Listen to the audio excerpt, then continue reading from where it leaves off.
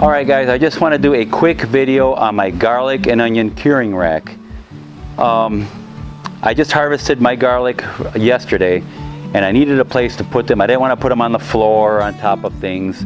I didn't want to tie them up because they get clumped together and you don't get good airflow. I needed a way to have good airflow and so they won't mold, of course. So what I come up with here is a 4-foot by 4-foot frame. I have chicken wire here on top, 1-inch chicken wire.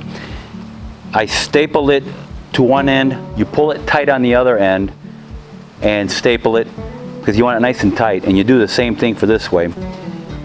Here I have a 3/8 bolt on each end so I can tilt this. Either way, I have my fan here, get some good airflow going through there so it'll dry up nice and quickly and you don't get mold. This will also store straight vertically. I don't want to do that because I don't want the garlic to flop over. So for storing, you can store this vertically and take up less space.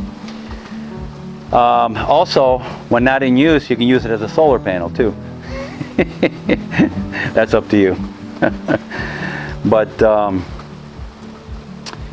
very simple construction, 2x4 supports, and I got one support going across to support the legs from, from them bowing out. Simple construction, guys. There's lots of ways of doing this, but for me, this is going to work out really good. You can make this whatever size you want, you can make this thing as long as you want, doesn't matter. Whatever works for you. Alright guys, so I hope you liked the video, and if you liked it, please give me a thumbs up and subscribe, and when you subscribe, hit the notification bell and that will alert you to a new video.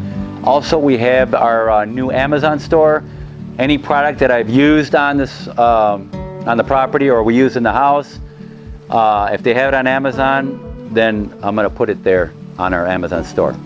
Alright guys, and it won't cost you anything and it helps us support our channel.